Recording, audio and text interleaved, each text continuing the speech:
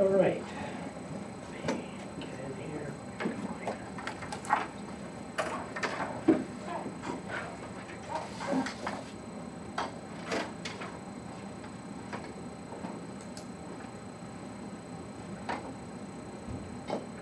Okay, call the meeting to order. All stand for the pledge, please. Pledge allegiance to the flag of the United States of America, and to the republic for which it stands, one nation, under God, indivisible, with liberty and justice for all.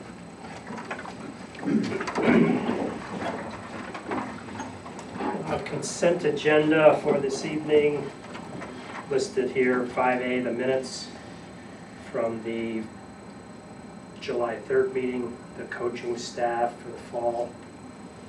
Management confidential salary adjustment that we discussed at the last meeting. Resolution to purchase trucks, which we also discussed at the last meeting. And 7C, special education. Anybody would like to remove any of those items? We have a motion to accept the consent agenda. Second. Thank you. Thank you. And all in favor? Aye. You don't want to vote? What's that? You don't want him to vote? Sure. I didn't know you were ready. Oh, yeah, I'm ready. You're just moving faster. Just one question. Is John gonna fill in for Haley? Will she still be on maternity leave at the start? Do you want me to vote for you? What's going on? That was on. Yes. So we have 6-4-0 against. One absent. For the good of the cause. We'll move right past this phase. Since no one is here. Next is reports for the board. First item is the estimated unaudited fund balance. Leonard. Okay, this is our best guess through the end of the fiscal year, what our revenue and expenses look like. We have an increase in appropriated fund balance of $30,000.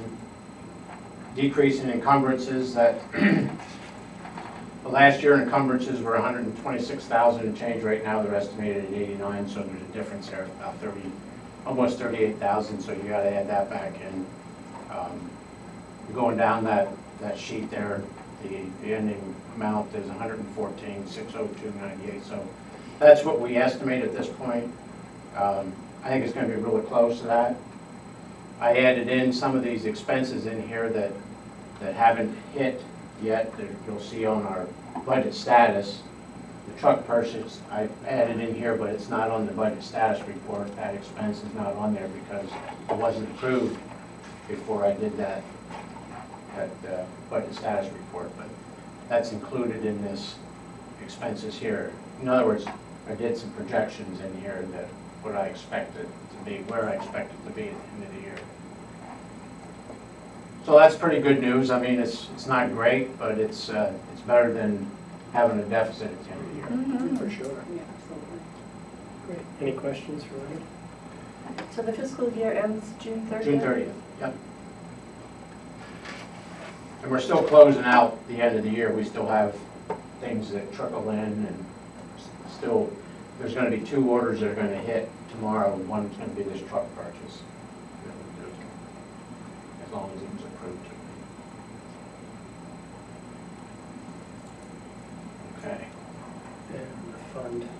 Next thing on the schedule, change in the fund equity. This shows you our total fund balance. This is the total equity of our balance sheet. And last year, at the beginning of the year, our total equity was $4,322,65.70. You can see each one of those areas. We have an unemployment reserve. These are restricted funds that are we have to keep that money there, and you're only supposed to be used for those particular areas. The reserve for liability claims, that is at 561, if you remember, some of the board members that are here from last year, we approved a liability claim for this capital project for BOCES, and that was, we're allowed to put in up to 3% of our total budget into a liability claim fund, and that's what that reserve's there for, this liability that we're going to have for BOCES on their capital project. The next one's a tax reserve for tax tertiary. That's an ongoing amount that we started this back in 2010 after the big tertiary payment we had for Whiteface Lodge. Everybody remembers that back in the news. It was roughly around $800,000 that we had to pay back.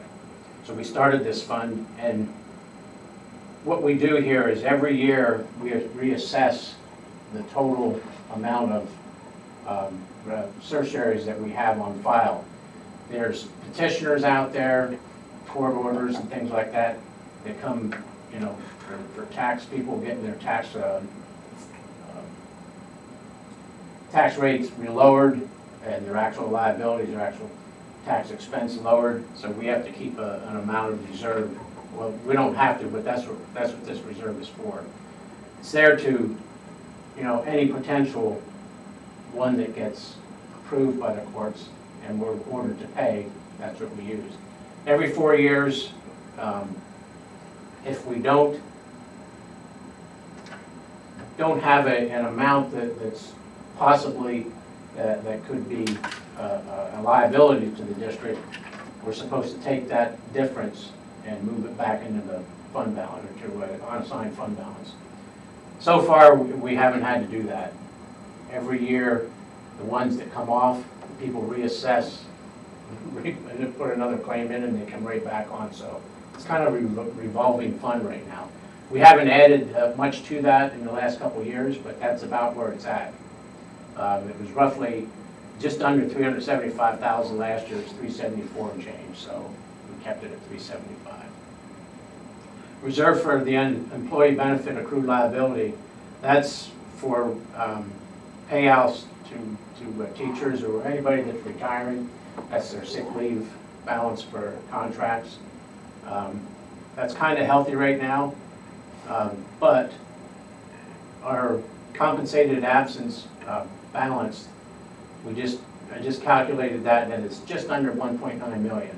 So that may look like a lot of money there, but if the school district ended today and everybody was gone, the district would have to pay that out for contract. So it's not, you can see that we're about 800,000 short. So that's something that in coming August, we might want to, whatever that dollar amount is, if it's still 114, you might want to think about moving some more money into that reserve. The appropriated fund balance, that's what it was at the end of the, or at the beginning of the year, 490. Now it's, when we close the books, we're going to move it into the $520,000, so an increase of $30,000. That next one, 8915, is assigned reserve for encumbrances. That's what I was talking to you a little bit before on that previous report. 126,000 there was where it was last year. It's around 89,000 now, so there's going to be a reduction. And that last one is unassigned fund balance. That's the amount of money that's sitting there that we can use for anything, basically. Wow. So I asked Leonard, well, Leonard did a great presentation last year on basically identifying these three areas: the restricted fund balance, the assigned and unassigned. And so I asked him if he would come up with something again this year, and you'll find it later on in the agenda, information on the fund balances, so we can discuss that. Any questions on this report? I have a couple questions. Sure. Where does that money live? It lives in NBT Bank. And is it a savings, checking, CD? The reserves are in savings accounts. They're earning interest, not a whole lot, but they're earning interest.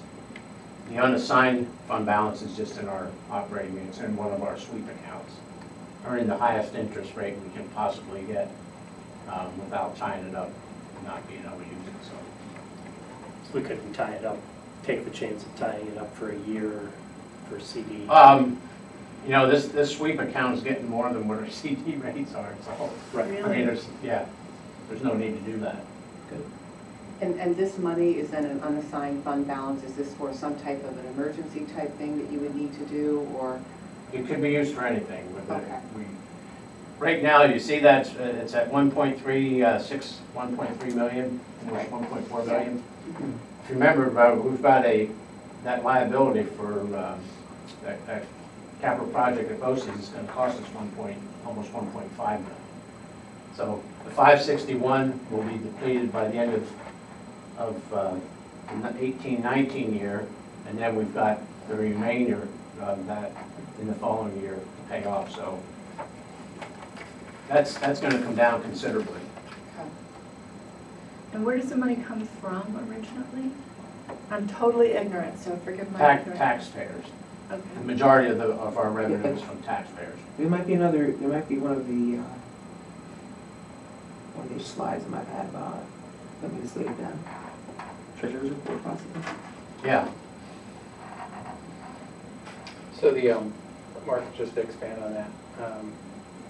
So every year, we produce a budget, and then we levy taxes based on the budget. In a perfect world, it comes out even, but maybe in a better world, it comes out ahead. We come out ahead, and that means that we didn't that we underspent what we anticipated spending. So on some years, it's like you just saw, $114,000. It would take a long time to get from $114,000 every year to $4 million, and that's. But in other years, it's been a much larger number. So it's been 250,000. One year it was much larger, $700,000. I think it was a couple of years ago. So it's really a factor of what we budget and then what we actually spend. Because our budgets are made a year and a half, almost a year and a half, maybe a year and 3 months before we're done with the actual fiscal year. And a lot changes in that time frame. Employees come and go. Benefits that we expect to pay out maybe are higher, maybe are lower.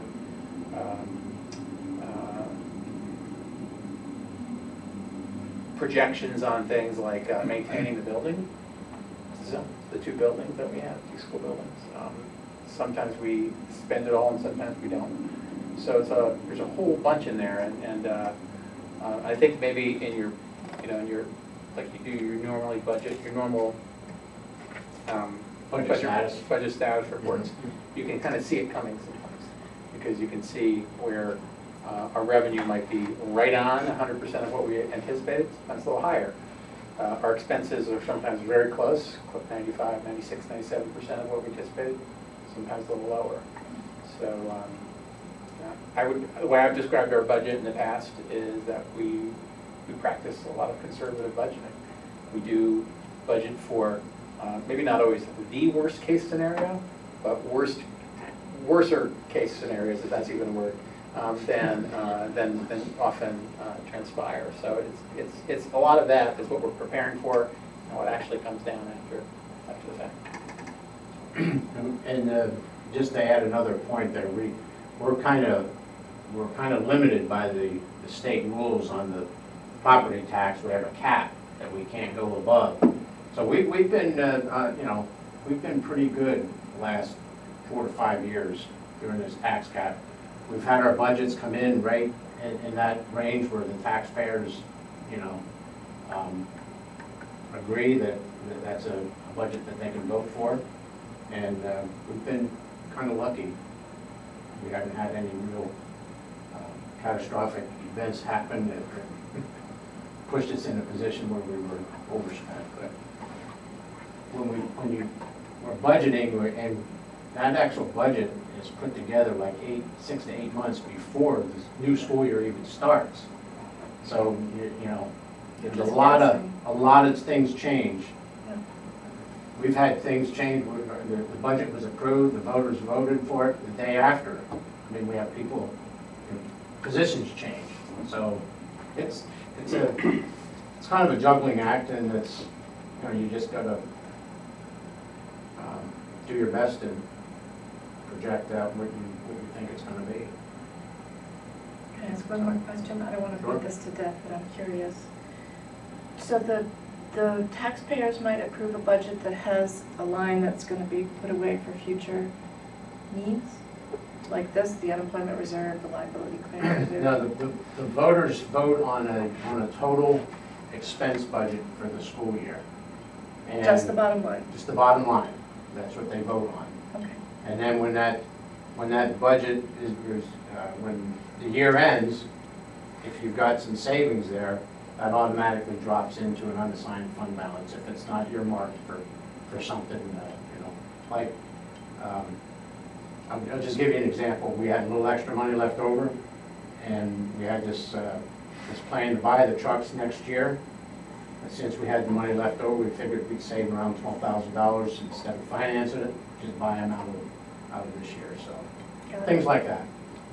So Thank you. specific, there's a teacher's retirement, there's about $52,000 there. That's not adjusted yet. There's going to be adjustments made to the But TRS let's just say that's left over.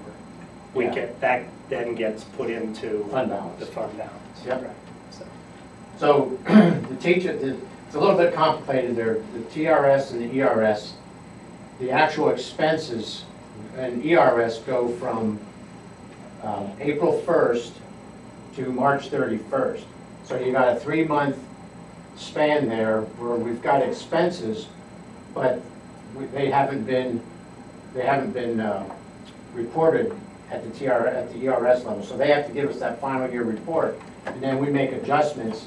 That's one of the adjustments that you make at the end of the year for your audit, to make sure that you show that expense for that last quarter.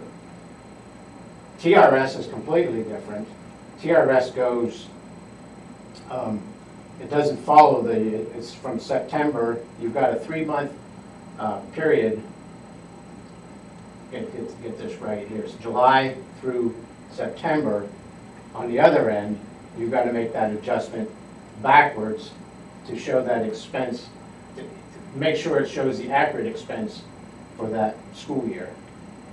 So it's a little bit different on the TRS end.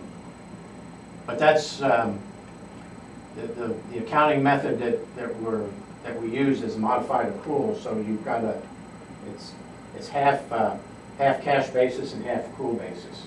Some things are cash basis, some things are accrual basis. Martha, there is a maximum percentage that the state advises that we keep in our fund balance. Oh, So, That amount's 4%. And I didn't do a report that shows that, but we will see that. That'll be a report that we do in August when we set the tax rate. So we'll have all that information. thank you. Yep. any other questions? Okay. Treasurer's report? Treasurer's report. I'm sorry, budget status report. Budget Sorry. status, okay. I missed that. Okay, so this is our budget status report. Again, it's, this was done, we did this report a week or so ago. And at the time, that's what our revenues and expenses were. Property taxes, there was no change. That's been pretty consistent since our last collection. And the fiscal year is $15,154,237. Other tax items, $41,713. Charges for services is $27,241. Use of money is $10,191. Miscellaneous revenue is $106,611. State and federal aid is $2,672,869 for a total of $18,012,862. If you look at comparing it to last year, it's real close to the exact percentage overall where we were last year. 96.2% this year. Last year was around 96.1. 0.01, I'm sorry. 0.1 be another 0.2 in there would be 0.1. So State aid comes in. our state aid, we have 2 collections that have not hit yet. Those will be accrued at the end of the year. We have 172,000, roughly 172,000 that's notice from BOCES. And we've got roughly $108,000 coming from our excess cost aid. That's our special ed extra cost that get revenue that we get in aid for our special ed program. Any questions? On the expense side, our salaries at the end of the year, $8,374,854. Employee benefits, $5,286,157. Contractual and BOCES expenses of $2,527,968. Materials and supplies, $449,942. Equipment expense was $95,537. Debt service is $1,240,267. And transfers to capital fund and special aid fund. Actually,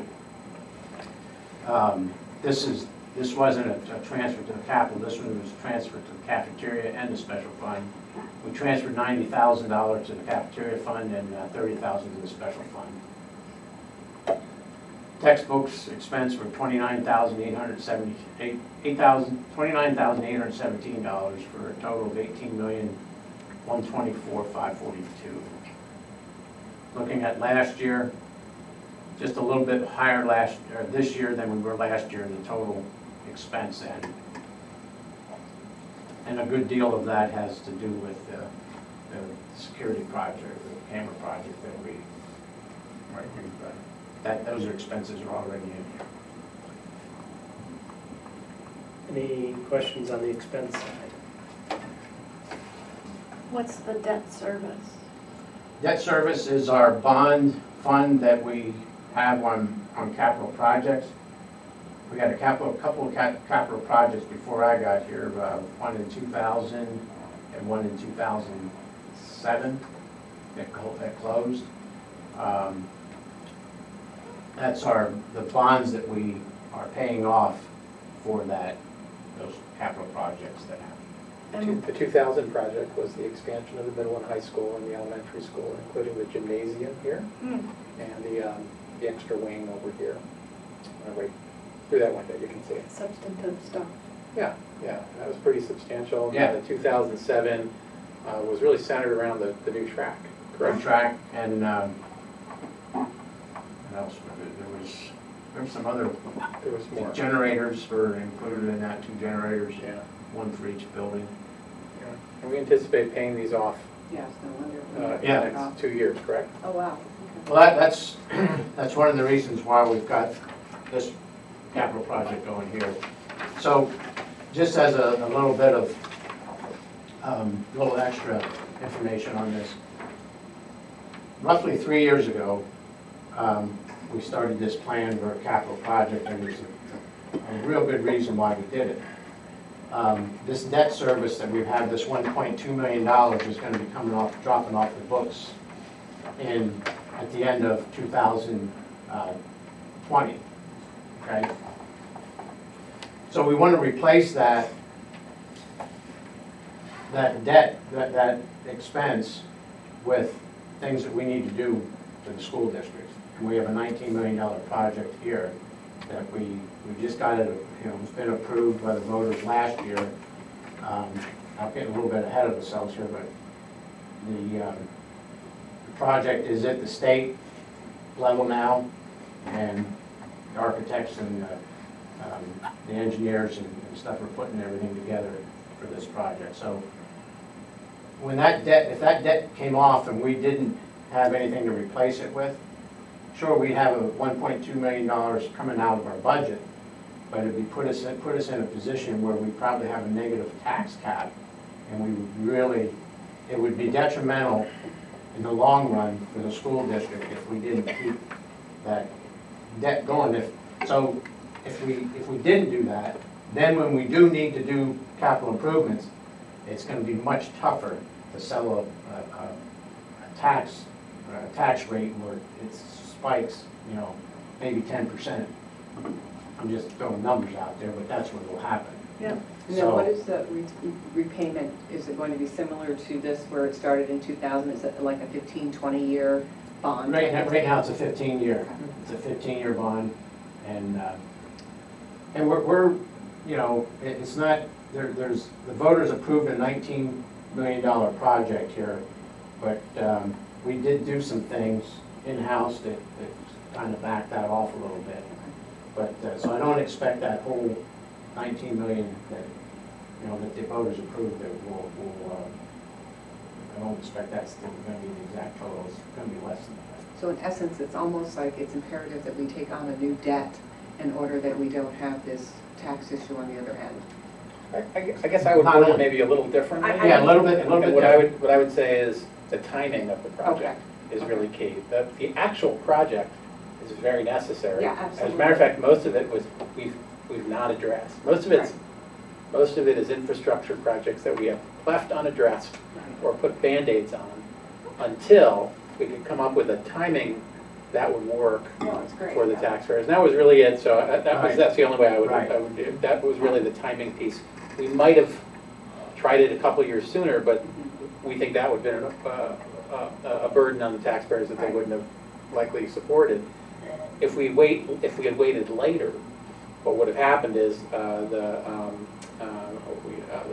tax base or our taxes would have been reduced $1.2 million temporarily, and then skyrocketed again. And we thought that would be just that's just not a very wise approach to things. So we thought this would be the most stable, consistent way to do it, and the property tax cap just throws that extra wrench in to make it necessary because of the way it's calculated. Thank you. Any more questions on the treasurer's report? Budget status, excuse me. Jeez. All right. Next one. Let's get this treasurer's report out of the way. All right, so the treasurer's report just is showing us, you know, that's a picture of our cash balance. So it's basically a bank reconciliation report with our bank balances to what we show on our books. If you take the beginning balance from the previous month of $7,540,299.61, you add our total receipts of $445,1975, take away total disbursements for the month, and then we've got debit and memo credit charges. You net that, and it comes up with a available cash balance for books of $4,617,229.34. And matching that to what the bank shows, you see the total per bank statements at the end of the month was $5,078,257.28, and you take away our outstanding checks that were haven't cleared the bank yet of $461,027.94, and that brings us down to a total bank balance of $4,617,229.34, and you'll see that that agrees exactly to the penny with our available cash for books. Great. Questions? Just reiterate thanks to the business office for keeping an eye on this and simplifying a very complicated process. So, thank you, Leonard. You're welcome. Okay, superintendent's report. All right, I think I'm going to provide you just a break from Leonard before he comes back on with the capital project update. Wear me out tonight. I wanted to mention three items to you. The first is that we are in the middle of a search for 3 positions, actually 4, because the TA searches for 2 TAs. But that includes the high school principal and the replacement middle school teacher. The applications remain open until the end of the week, and then they're closed after July 20th, which is Friday. So by early next week, we'll know how many applicants we have for these positions. And where are the TAs? So the TAs are replacing existing, they're existing positions, so they're replacing people. One case, somebody resigned back in October, and then in other cases, it escapes me exactly which positions, but either anticipated retirements or other either temporary or permanent changes. So that's, we're in the middle of that, and we'll see where it goes very soon. The second thing I wanted to mention to you is school safety has been certainly on the minds of the board and on the minds of the administration and the rest of the school community. One of the things we're exploring right now is a different approach or a different look to school safety, and to explore that, 3 of us, myself, Sonia Franklin, our elementary principal, and Teresa Lindsay, our middle school principal, right now are attending a 2-day workshop training with the ALICE system. I don't know how many of you are familiar with the ALICE approach to safety. It's not just for schools, it's for other organizations as well. But ALICE stands for, oh no, now I'm going to have to remember this. It stands for alert.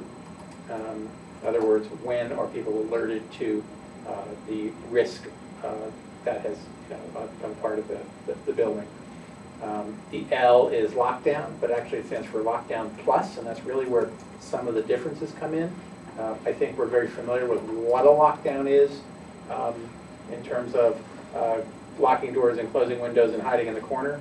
And actually the ALICE system pushes the envelope on this, really looking for alternative ways for schools or any organization to make adjustments as needed, because situations vary so much. And some of that's been really eye-opening for me. The I stands for inform, and I think that's another piece of this ALICE system that's really important, is that people remain informed while, if possible, while a situation is occurring, and certainly afterward. So information being a key part of it. The C is for the word counter, and what that means is to not just sort of wait to see what a perpetrator does, but to actually respond in some way to distract and change what's going on. And again, that's a pretty dramatic adjustment to what schools have been trained in up to this point. And then the, let's see, the E. The E is for evacuation. And so it opens the door, no pun intended, to,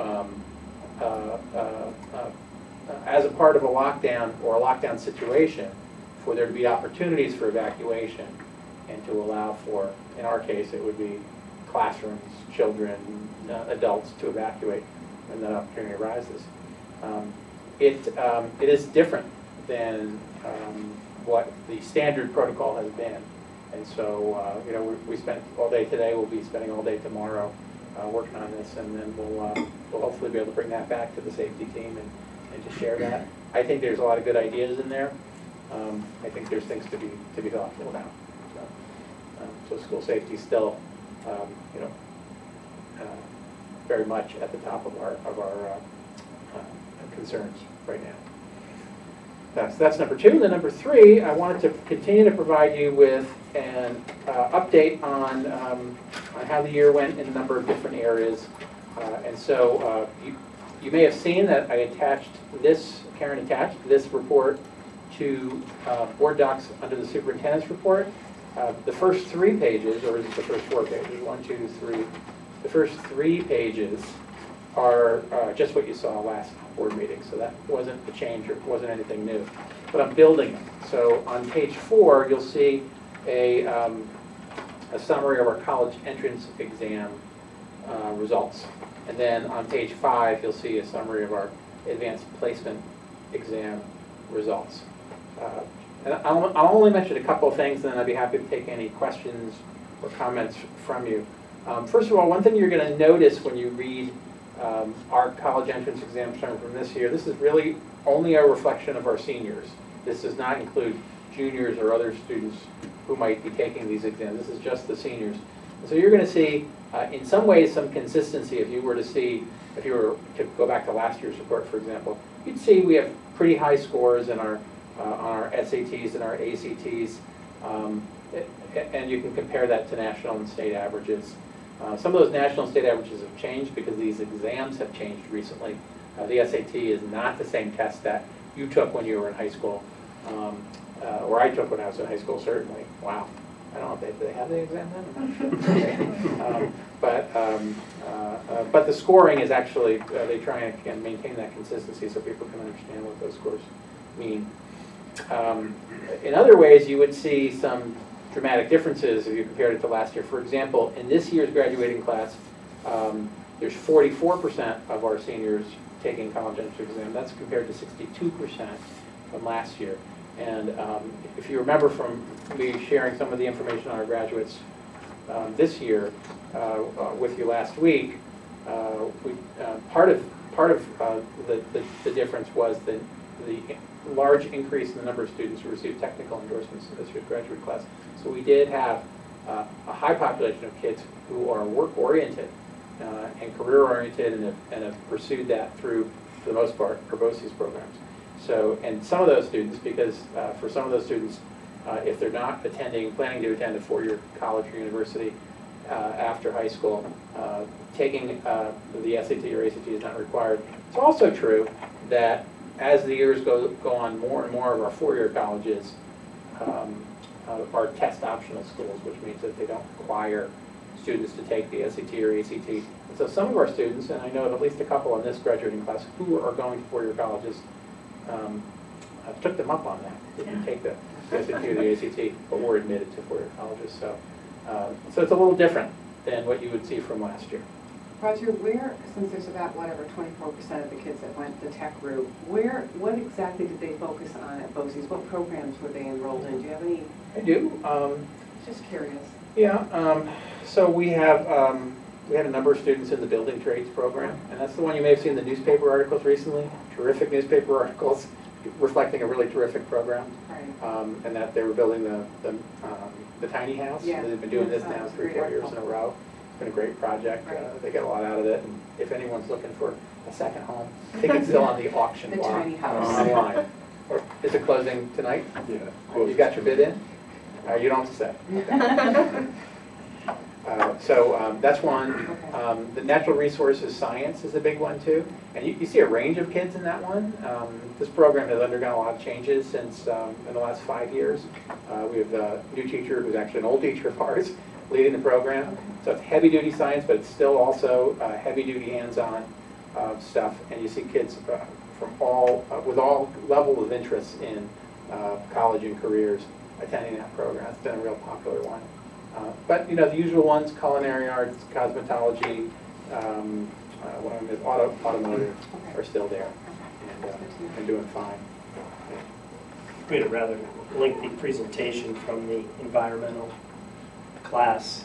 This year they actually rebuilt 2 lean-tos Oh, great. that were flown into the Adirondacks and replaced old lean-tos. And just the math and science that go into constructing a lean-to, then disassembling it, flying it by helicopter, and then reassembling it. It's Wonderful. quite amazing.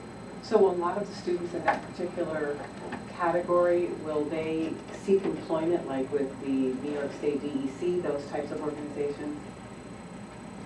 Some immediately, but some later. You know, in many cases, schooling's still on the plate, or higher ed is. Sometimes community college, sometimes technical school, sometimes a year off. It all really depends. Yeah, that's great. Some will get heavy equipment certificates, so they can operate heavy equipment. And then there's a graph there for you to see. Again, you can do some across the last 10-year comparison of our scores again in there. The exam itself changed, so some of this you have to hit with a grain of salt. But even you can see a drop from last year to this year. Again, last year our scores were the highest they had been ever, at least in my time here, about 20 years. I'm probably going back before that. But you can see they're still very competitive with past years and also with other places. So our students do pretty well here.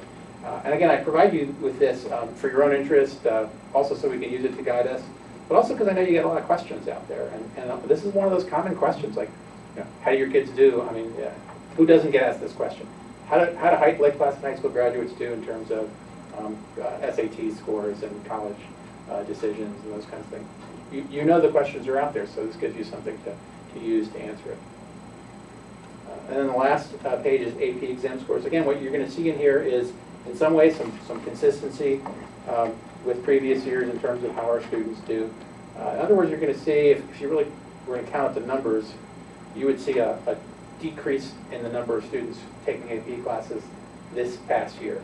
And again, that's I do not see it as a trend. I see that as some indicative of where the interests of this graduating class were at large. Individually, of course, we have all kinds of students, but we didn't have as many of our seniors this year taking AP exams. However, those who did pretty well, and you can see from the scores. Again, AP scores range from 1 to 5, 5 being the highest. And these are national exams, so these are the same exams students take in Long Island and Los Angeles, and even overseas, if they're in the AP program, that is. And then you can see down below, so you can see how our scores were this year up above, and the averages for those exams. And then you can see down below over the past 6 years, including this year, what those averages were. Was this an especially tough year in chemistry for this particular group of students? We didn't have chemistry. Are you? Which one are you? I was looking up the Regents exam scores. Oh, the Regents exam. So you're back a couple of pages. Yes, this year our chem scores were lower, our physics scores were higher. Yes, that's right. Yeah. You want an explanation for that? I'll bring in Frank Brunner. He's already pulling his hair out over that one because he really takes it seriously. I'm sure he's already stressed enough over it. He's very tuned into that. Sometimes it is what test lands on the desk that particular day. So anyway, I will bring you some more. Hopefully by the end of the summer, I'll have the results of our grades 3 through 8 state exams. Those are certainly, again, exam scores that are pretty prominently distributed, and often as a board member, a community member, as a parent, you get those questions. It's, how your kids do on these tests, and you'll be able to use those as well. So that's everything I have for you. Any questions or comments? Great, thank you. Capital project update. There's 3 attachments, and the first one, the capital project timeline, is in front of you, just for better visualization, better font. Leonard, you're on again. All right, so I would go to the email first. So I sent an email to our architects and asked them if they had a progress report that shows, step by step and what the phases we are in, and that they don't keep anything formal.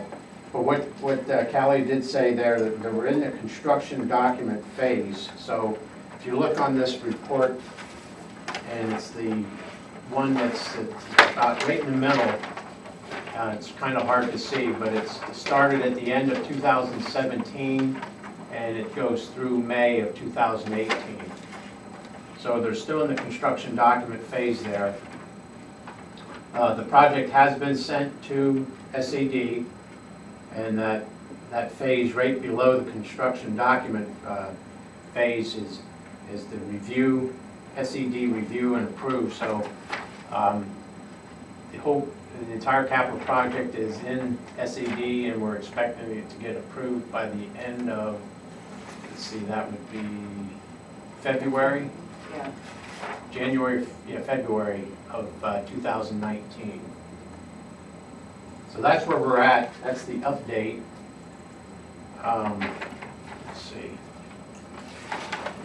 I threw in this other report today, but I talked to Karen, and thought maybe you would want to know what we've spent so far year to date on this project. And this is a list of the payments that we made to Mosaic Architects. Their total estimated fee is $1.3 million by the end of the project. And we've paid them $620,768 so far.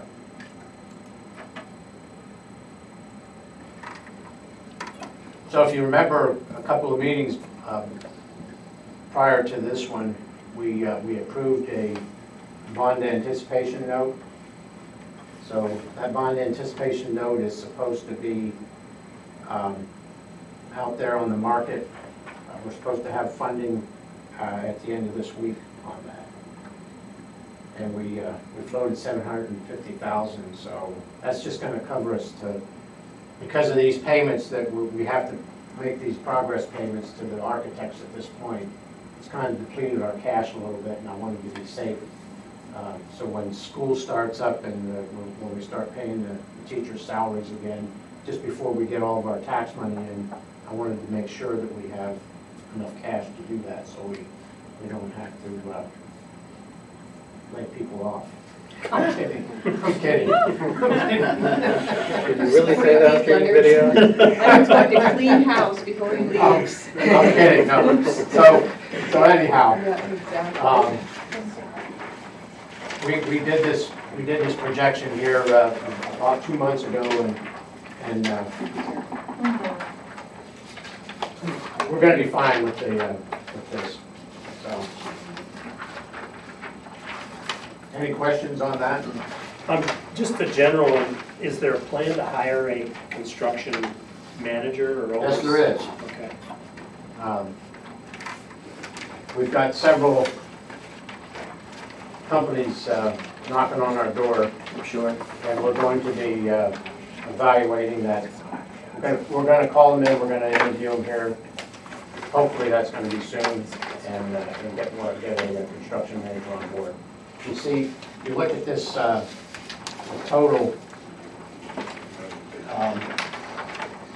project estimate here, there's a line item down here that shows, you look down there under project supervision, Clerk of the works. it says clerk of the works. We're not going to hire a clerk of the works, we're going to get a construction manager. It might cost us a little bit more than that, but if you look at the two combined, it'll be well within those on-site project field office and clerk of the works. So rather than an individual, you'll have a firm? Yeah, well, it'll be a firm, but they'll probably, there'll be one person who's basically in charge, and they'll have a trailer on site. Since I'm not an expert, and we don't have any expert builders, and engineers hired at the school district, we'll hire a construction manager. It's already included in the estimated cost of the project. Anything else, Evan? I know That's you it. gave quite a bit of it before. Anybody have any questions for Larry? Yeah, sorry, I've just got one. I was just wondering whether, I believe I'm on the Buildings and Safety Committee, Building and Grounds Committee. Whether, would I be involved in that process of selecting the construction manager? Certainly can be if you want. Okay. Sure. And Leonard, I think you said at a previous meeting, is this to commence starting next spring on these projects? The actual building of the construction, if you look at the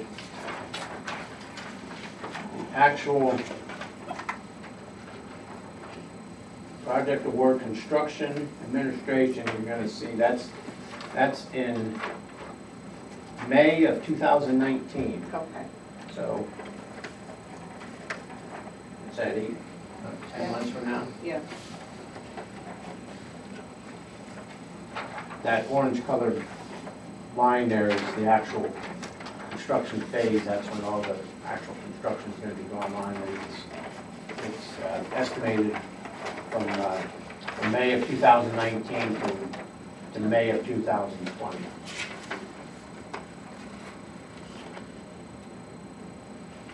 The cash flow projection, you can see that green line there.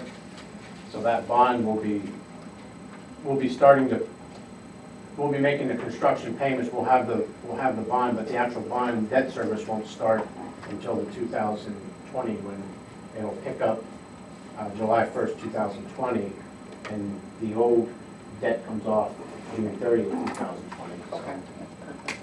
It's a complete wash. I mean, it's not a complete wash. You know, depending on what the actual amount of the debt is, it's probably going to be just right around the 1.2, could be a little bit higher than 1.2.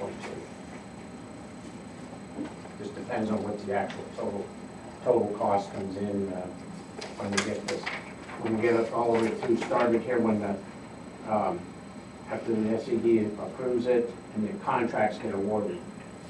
So again, when the architects do this sheet up here, they inflate it. And they have to inflate it a little bit because of the length of time that, prices go up, things change from the time they got this thing started. But we're going to be well within that 19 million. I think it's really clever planning how one ended and the other one picks up. I think it's just really clever. No, that really wasn't clever. We had to make No, sure. it's just really a lot of effort. Yeah, yeah. To That was a that. lot of effort. Really. It's just good planning on the board's part, and everybody that was involved in the past 3 years. It's just good planning. And Our situation is a little different than, say, your own personal situation would be when because of the way the tax cap is structured, if our debt were to go off, our revenue would actually decrease. So that wouldn't happen maybe in your house or my house, but in the school district's house it does. So if that were to happen, and then we were to have to go a year or two with a lower revenue, meanwhile the roofs are coming down, right? And then inject the project, all of a sudden, now we're going to ask for a huge increase from the taxpayers, just to get back to where we were. And so, yeah, it's a really important piece to do the timing. You've got to plan it. I did talk to our fiscal advisors. I want to make sure, this is the first time we've had to match existing debt coming off with new debt coming on, and it's a timing issue. And we're still right on schedule, so it doesn't look like there's going to be any hiccup at all. So it looks like we're right on schedule for that. That's great. Yeah. Okay. No further questions. We'll go on to information for the board. There's several items. Just a reminder on the NISBA convention, information is there. Do you need anything from? I have Rick, Roger, Martha, and Liam going. Right. And I have you doing the communication workshop. correct. And do we need, as far as accommodations or anything? Is that I'll book the hotel Okay. and, Suite if they have it, please. yeah, of course. And the, That's for Dr. Catania. right, What was that? The suite. The suite, yes. right. Did I book the train ticket for you the last time out of Rensselaer, or did you book it yourself and I we think I booked reimbursed it. you? Yes. Because that's not tax deductible or right, tax deductible, is it? I don't believe so. I think it's, And this is the conference Is it? In New York October. City, What's yeah. that? I missed the. the train, we can't do our not-for-profit status or tax relief on trains. It's not. I don't know. No, It's not. I don't think So I think we'll make our own transportation. Because I know I'll be going down earlier if nobody else is taking the pre-conference courses. So. Right, right. Okay. Is this the NISBA conference transportation? Yes. Yeah, I was hoping to carpool, but that's not gonna be. they're gonna possible. do, take the train, Mhm. and if you want, I can, Rick's gonna book his own train tickets, I can book yours if you like. We'll just work, you know, I'll get the rooms done and the conference booked, and then, figure out from there what you want to do. Yeah. Okay, the extracurricular activities report, reconciliation report is in there. Are there any questions on that? There's additional information, I believe, was posted.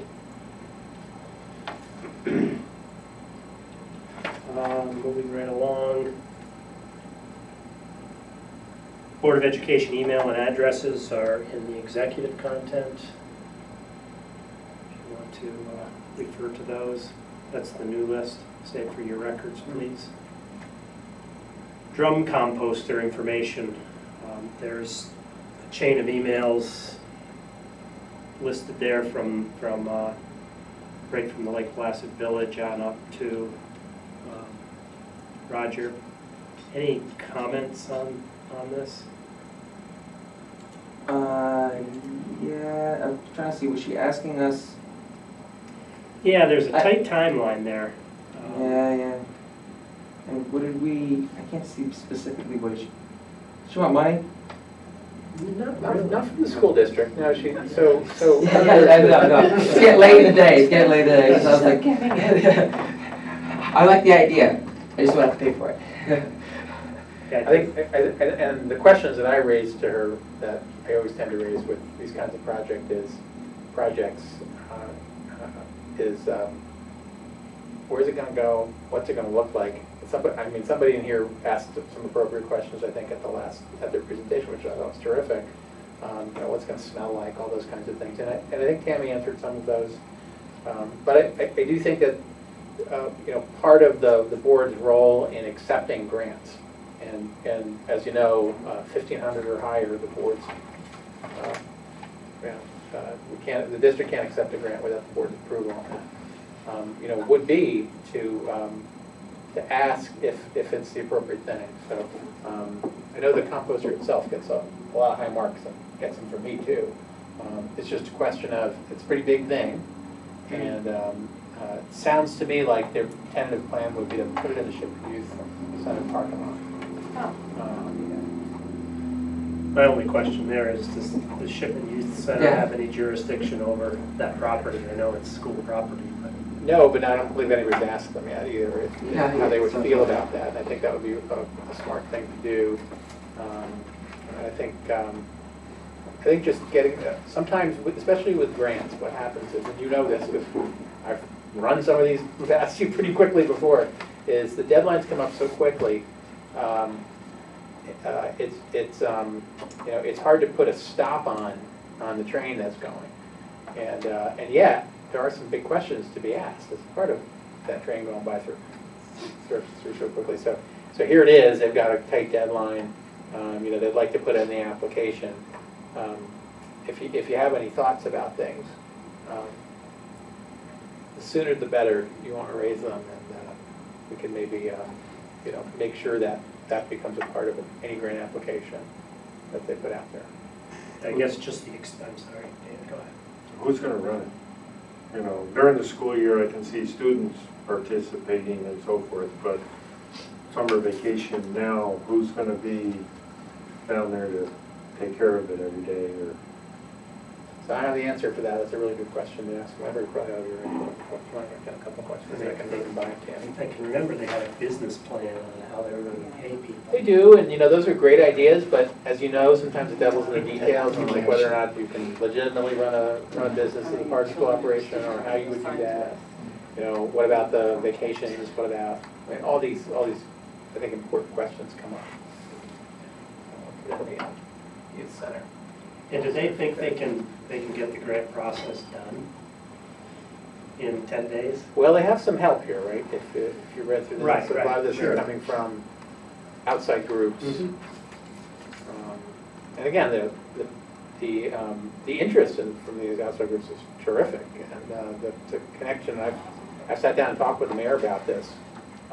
You know, they're on the, you know, they're thinking along the same lines as we are in terms of, you know, doing more to, you know, to promote green energy in the community. Yeah, so they're getting some help. Did they have a line item in their budget? I didn't see it, yeah. That's one of my questions. We can all give our verbal support, but without financing. So what was projected cost? What did they say? Just give a ballpark. They don't. I was trying to. They had it in the presentation. They did. Yeah. I got like, I'm not gonna speculate, I thought it was like 27,000. It's Yeah. a chunk of change. Sure, it's a hefty investment. So do we need any action or?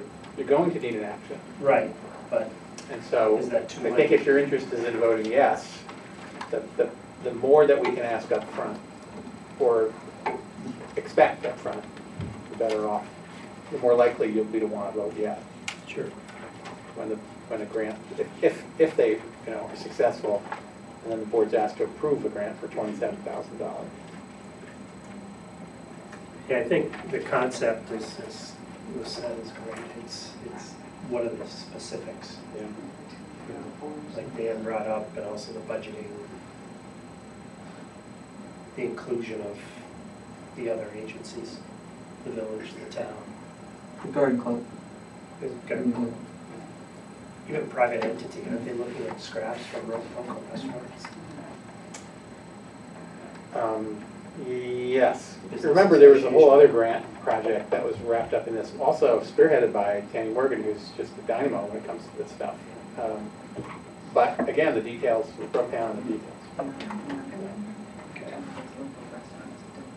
So if you have questions that you'd like asked up front, you can get them to me and pass them on and try to, we'll put this on next agenda. Is that too soon?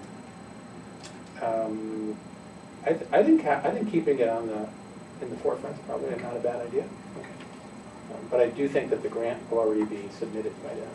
Right, exactly. I don't know if it's appropriate for a board member to offer, but I have experience in this area and I could help if she needs help. So maybe let her know if it's appropriate.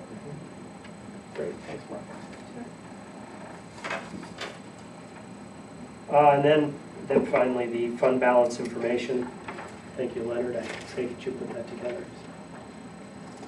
Expected a presentation, PowerPoint, but that's okay. Yeah, and it's the regulatory information that comes from the New York State Ed Department and the Controller's Office. I just know it was either last year or the year before. I found it extremely helpful just to know which is which, and what you can spend from, and what you can't. Right. And Right. That Yeah, type of thing. that reserve funds, that chart there is really, I refer to that thing quite often. When we have issues and we need to think about putting money in a particular reserve, that chart's very good. And then finally, in the executive content is the agreement. So you should know, I guess I can share this. Can I share this in public session? Sure. That Karen's 3-year contract expired on June 30th without the administrative oversight that was necessary to make sure that it got. Thank you for being Every here detail tonight. but. My apologies. My apologies to this wonderful person over here. So we shared with you what will be coming before the board later in the summer, which will be a new contract to make sure that you We'll don't, keep you don't disappear on us at all, ever. You don't plan on being out front with signs? Right. Yeah. Working without a contract? I'm coming in with my shirt. Yeah. Okay. Any questions, comments on the information? That's a lot there. So. Policy first reads, have the student health services policy. So, right, so members of the policy committee, I don't need to be the one to talk, if you'd like to speak for the policy committee. Oh, I was hoping to hear from I you, missed Joe. this meeting. Oh, that's Honestly, that's the one I missed. Yeah. We did, the policy committee did meet in June, and we did discuss a number of policy updates. Again, we're at this point in which our updates are fairly modest, just trying to keep up with any changes in law or regulation. So this is one of those. This is the trying to keep up with the McKinney-Vento requirements that continue to change. I can assure you that we're keeping up with it in practice, but the policy should keep up with it also. So when a change occurs in one law and says that the school districts are responsible for providing support for gaining health services for students who qualify for McKinney-Vento, and that's in the McKinney-Vento law, it also impacts the health services policies that we have, including it impacts our McKinney-Vento policy as well as our health services policy. So that's what this is about. There's also just some language changes that you can see in there. I believe they're all highlighted still, right? They're crossed out or underlined. Right, so you can see with the underline being an addition and what's being crossed out being a reduction. But the areas that are crossed out are not substantive changes, they're just eliminating duplication language. You'll see, if you read what's being crossed out, you'll see the same policy language and maybe a similar policy language. Under emergency care. Yeah.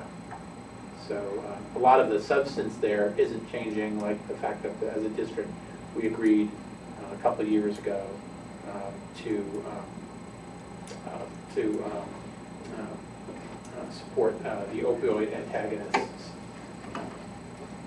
as a and to support any kind of training, Narcan distribution and whenever needed. So we haven't actually utilized that part of the policy, but that was a substantive change. There's no real substantive changes in here. Do we have any homeless students? Yes. So homeless is defined in many ways. And the McKinney-Vento legislation has expanded both the definition of what it means to be a homeless student as well as the requirements for school districts in particular on how we're required to respond to students who are homeless. So last year we actually had 8 students who at one point or another were identified as eligible under the McKinney-Vento legislation. Once a student is eligible, so their circumstances might change for a week or a month or a year. Once they're deemed eligible, they remain eligible for the remainder of the year, regardless of what their circumstances are. At the end of the year, now, we go back through the list, we reevaluate, and we see if those students will remain eligible for next year. So, so we're making changes as we speak, but so the numbers grow throughout the year because they don't, unless a student moves away, and even then, if they move away because of the McKinney-Vento status, they could still be our student. But if they cease to become our student, then they might no longer be on our list, they'll be on somebody else's list. But for the most part, the list just grows throughout the year, and then it doesn't start from scratch, but it often starts from a smaller number. Could this alternate definition of homeless be, for example, a senior student that decides not to live at home and stays at a friend's house for a few weeks or moves? So not by choice. Right. If it's an optional decision, that's usually not identified under the McKinney-Vento legislation.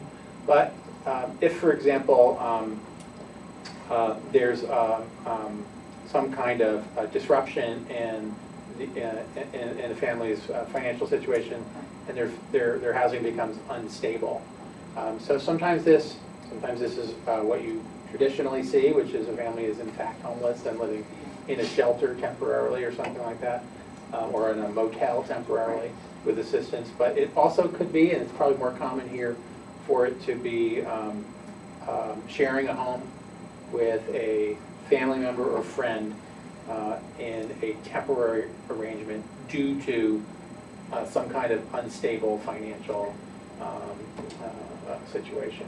So we do see some of that here, and so sometimes that's temporary, and which is pretty sad. And the number of homeless students throughout the country are increasing as well. All right, discussion. Board goals and objectives. You have 3 different attachments. Under public content is the board and objectives as they appear in Google Docs, correct, Karen? Mm-hmm.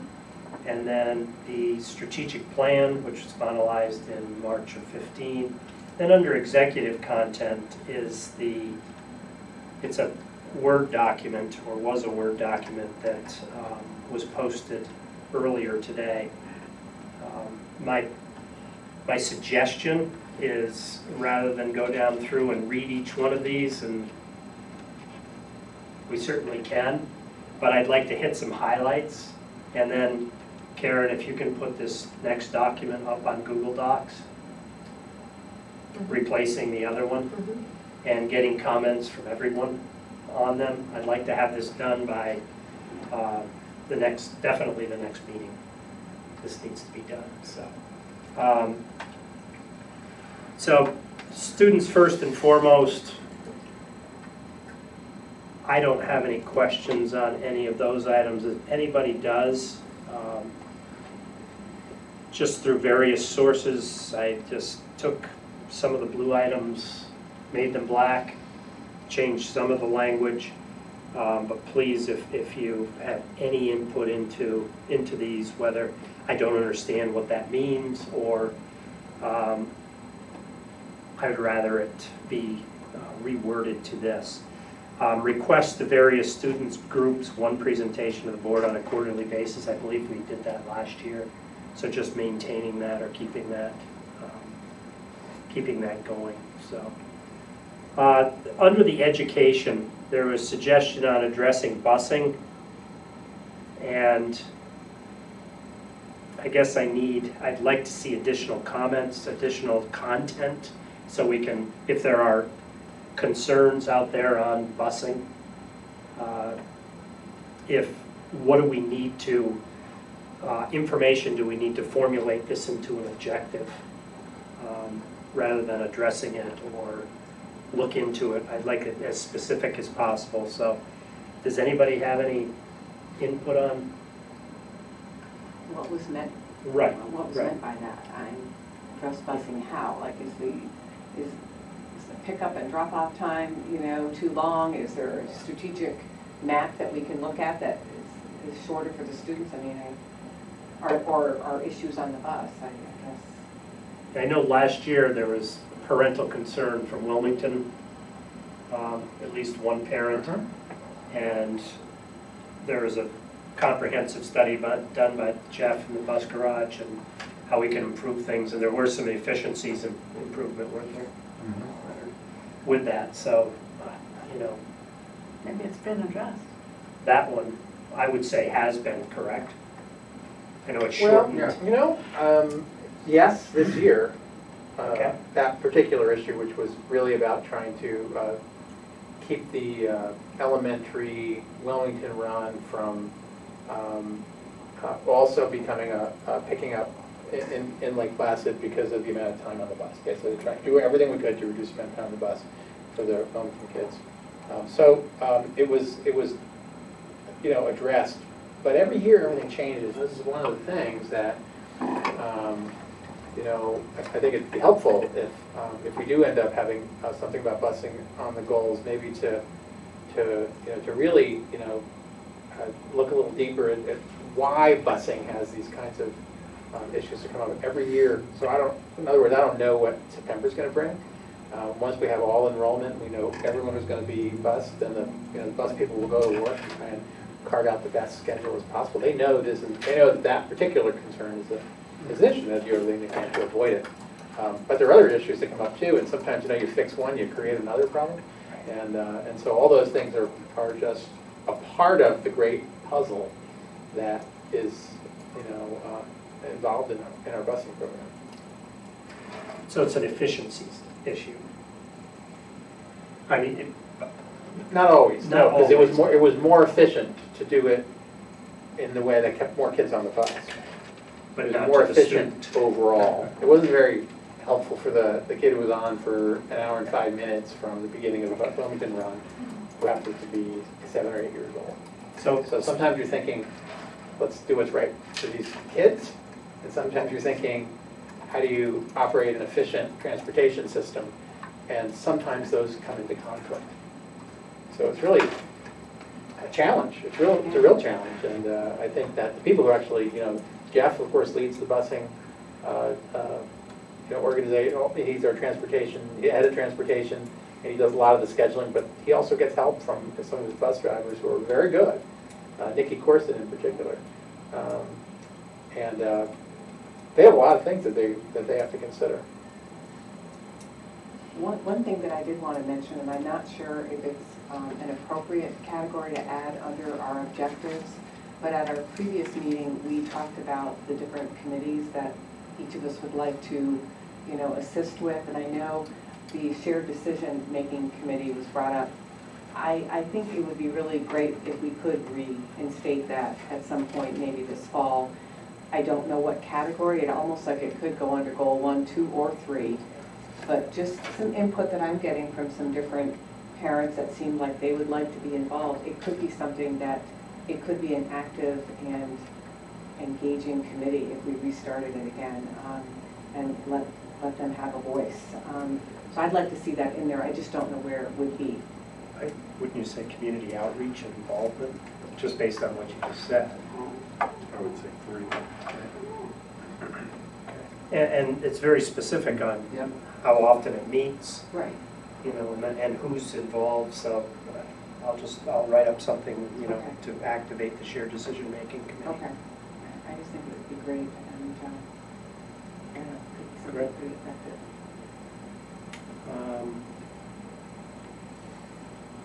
Mr. Kennelly, you got a couple here.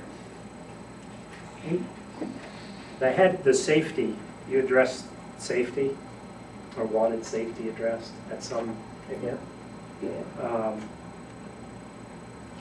and I cannot find it in here now, but I think it would be a great idea not only to address it, but find a way to communicate, like Rogers, the program you're going through right now, find a way to communicate that with students, parents. This is how we're preparing. I don't think our preparation is lacking. It's just reassurance to the public that we are prepared. So I don't know if it's via newsletter, if it's in part of the special letter, special newsletter. It's under the bullet point under leadership. The second bullet point, I guess. Create a plan and communication strategy with the goal of creating an environment of security among the students and parents. So that's Yeah. That covers it. and then composting project. You had Oh, suggested. yeah, so, I wish, let's see here. There is I think it was actually in Tammy Morgan's email. Can't think of the name of the group right now, but they do a farm to school program. Mhm. And there's a new, Buy New York, I believe is the name of the program. Don't quote me on it, but at Albany, that this school gets a certain amount of money paid, reimbursed if it buys products in New York. So I just think that that ties into the lunches, I believe. Is that the same as we had Local- last year? We had a presentation last year. Local already, don't we, on some levels? Yeah, So, so I think you might be referring to some of the changes that came out of the state budget. Yeah, correct. Yeah, right. Yeah. That was one of the. Yeah, I'm totally not pieces. prepared to speak about it, so, Yeah. but I'm not gonna be all that knowledgeable either, but yeah, I know that there's money, there is reimbursements Yes. for schools if they purchase New York State goods, Yes. including dairy, milk, etc. So it just seems a way to, I think it's break even, really improve the quality of the products that are used in school lunches. Thanks, Cuomo. And, so you might want to, if we're looking to include something like that, that's all part of our farm to school program. I think you actually attended one of the more recent meetings. Yes, and that's why I should be more knowledguable about it, but That's it's okay. late in the day. Yeah. But it dovetails It was nicely great with- that you did attend, actually. Yeah. I guess I was going to There's- say. And they've got some wonderful ideas, and they're already a part of the fabric of what we do here, so maybe adding that piece to it to, I guess explore or improve upon or build towards or something like that. Would you call those Cuomo's directives, or what would you call them? I think I'd have to go into executive session for that. But either way. Suggestions. Just Suggestions from the governor's office.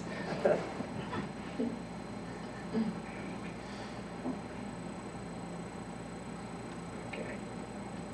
I'll add that to, Oh, but sorry, it would certainly add, there'd be more compost involved. okay. The tie-in with the composter. The other item for discussion under education is community service requirements. Not sure if there were questions, comments, concerns out in the community about the community service requirements. I think some of it was around, if you have a parent that helps out, you get double hours, and there's some students out there that struggle to get to community service because they don't have parents that are willing to help. So there's some people that feel it's unfair that, a student's getting double time because a parent is helping versus a student that's there by themselves.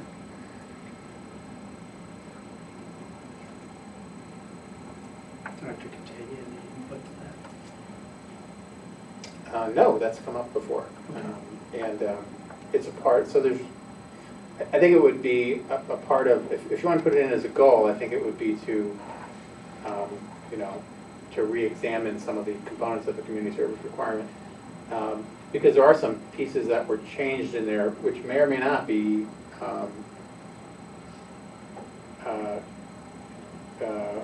which may or may not sort of like help with that concern. Like, for example, that students whose parents won't or can't can also work with a volunteer adult in the community to double their hours as well. We also might want to just look at the overall success of the community service requirement, the tremendous number of hours that our students put in.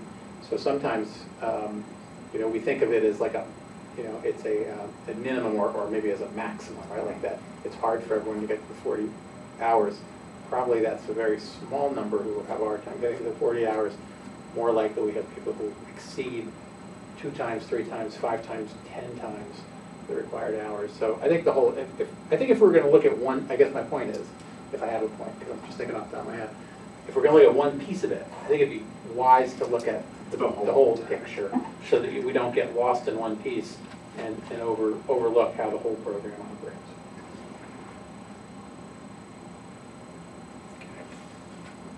On that minimal disruptions and distractions, that was sort of an off the cuff. That's too early. Where is it?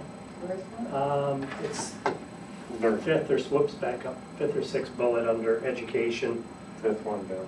One of the All right. one of the concerns was how much disruption to the kids will there be during the construction project. And That's not a minor there. no, but is it 2018, 19 to be looking at that, or is that something that was just Well, I mean, according to our timeline, right? I mean, we'd be looking at, next spring, late That's spring, May. for actual Okay. work to be going on. And So, it'll be the end of the coming school year and the beginning of the summer. And I've had in my head, how's it going to impact what we do in the summer? Because we do have students during the summer, both schools have students during the summer. How will that impact us? you know, the individual that brought it forth as a, distracted student. Yeah. And you throw a distracted student in an already distracted environment, now that hammering them. Sure. I mean, a construction project's always going to, force us to adjust, right? But I think paying attention to that.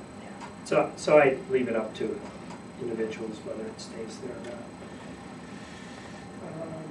Investigate and implement a process for delivering a short summary, like a paragraph, board meeting highlights. I put bottom line approach. I don't know if any of you get the bottom line or not, but it's sort of a summary of issues that have happened. So it would be a, here's what the Board of Education is doing, and whether it's in a newsletter or just on its own, where would it be distributed? How would it be distributed?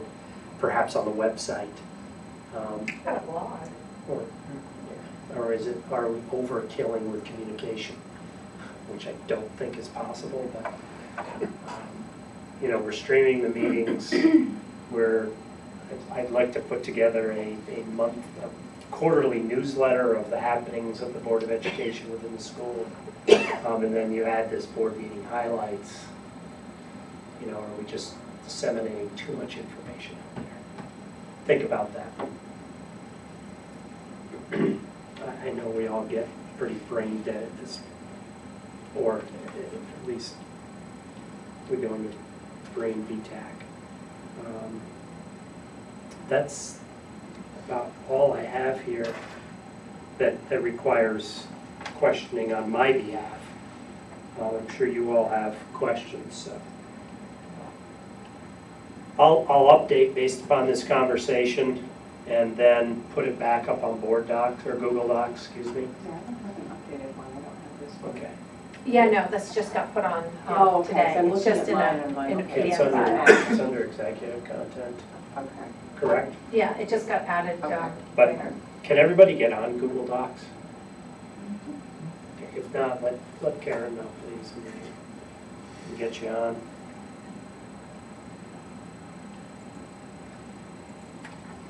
Okay, moving along to action items. The minutes, that was part of the consent agenda. Coaching staff for the fall of 2018, also in the consent agenda. So that brings us to long-term teaching staff appointment.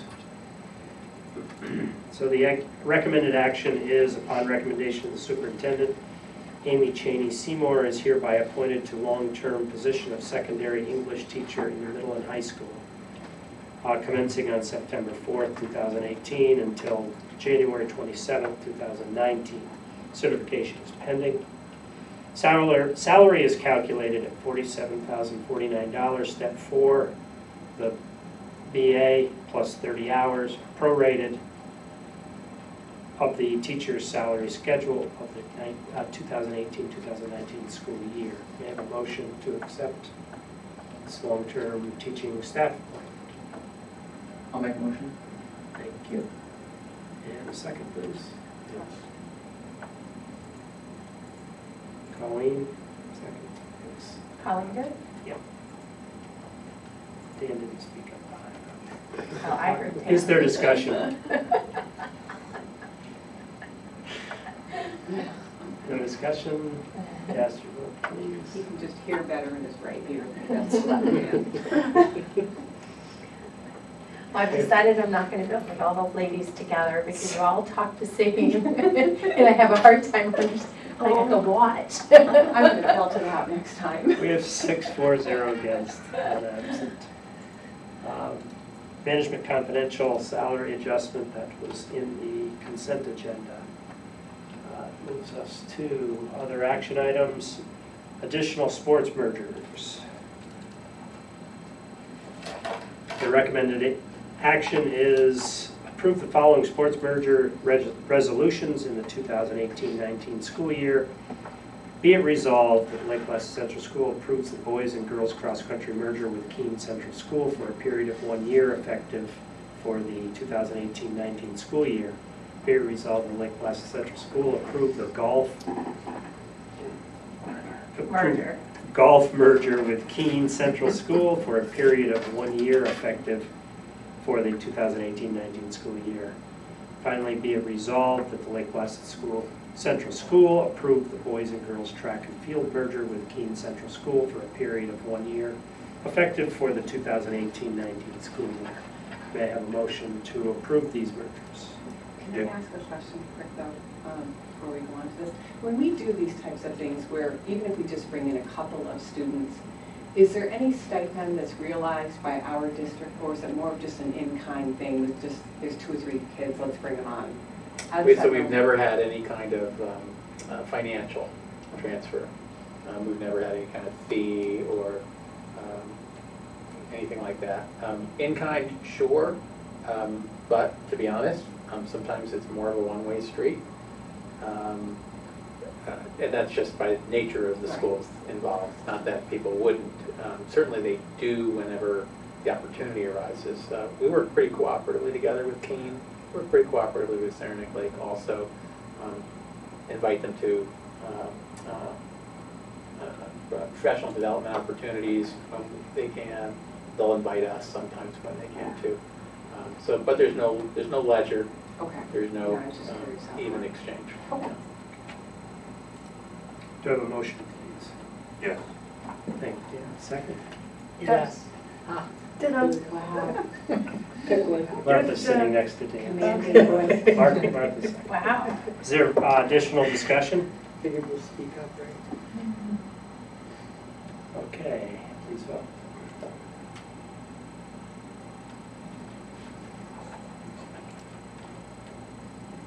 Have 6-4-0 against, 1 absent. A resolution to purchase trucks, consent agenda, and special education was also on the consent agenda. Are there questions under the special education for the August 14th special education packet? Anything? No. It's a rather lengthy executive explanation in there if you have any questions on that. All right. We should Just to Go add ahead. in, if anything does come up with special ed, if you have any pressing questions or concerns as we go, prior to an upcoming meeting, we can certainly set up an executive session, but if with enough advance time, I can make sure, if needed, we have Sarah Allen here, the CSE chair. So, but you just need to let us know. She does a terrific job of explaining processing and specifics, so I think. So. Okay, adjournment phase. Next meeting is August 14th, 2018, right here at 50 Cummings Road. And that will start at 6:30. You want to shoot for a picture? Yes. Everybody in attendance here plan on being at that meeting? Did you take the old board picture down? I did. Sweet, thank you. So that gives you 2 weeks to shave, okay? Wow, that's the pressure is on you to look. 2 weeks, it's more than that. Oh, it is. I'll be trimmed up, I'll be looking good. Be sharp. Heavy tan. Heavy tan.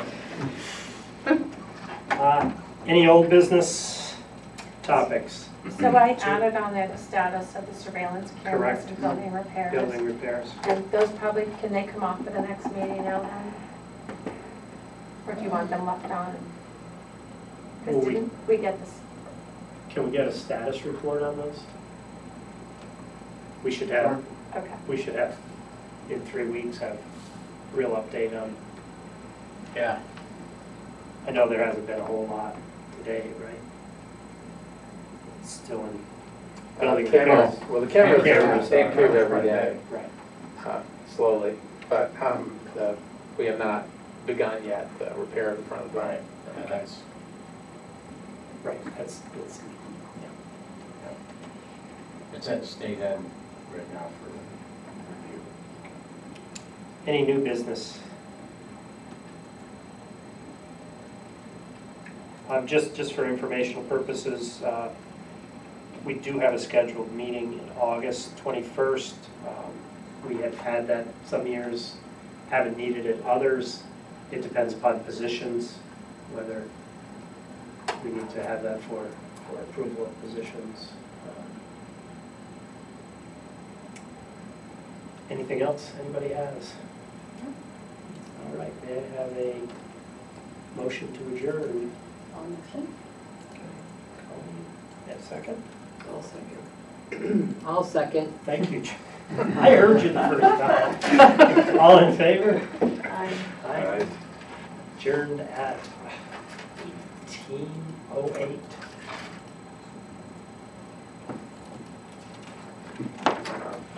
Thank you very much, everyone. You guys vote on the adjournment really quickly, I don't you know, really. Oh, I don't know if you've noticed on board docs, on our feature page, I keep adding stuff on there, and I can add more stuff. But the board meeting dates, so like if you didn't know and you wanted to just click on it, all you just click on it and, well, maybe not. So we do not meet on the 7th, correct? No. Correct, we meet on the 14th. Right. Right, okay. So not for 3 weeks? Why did I do that? 3 weeks? 3 weeks. So Roger, one small house No, went for 15,000, the other one went for 18,500. Really? It's done? The 15's gonna be close, It's closed. because I think they wanted 16 That's a deal. out of both of them. That's a deal. Yeah. Yeah, because if you looked at buying one, they're 30,000. And these are well done. I mean, the kids do a good job. So if you know anything Pictures about look good lines, on them. Is it on wheels where you move it? Yeah. I've been telling people for They're on a heavy-duty trailer, got trailer lights, tags on it, so you can haul it down the road. And it went for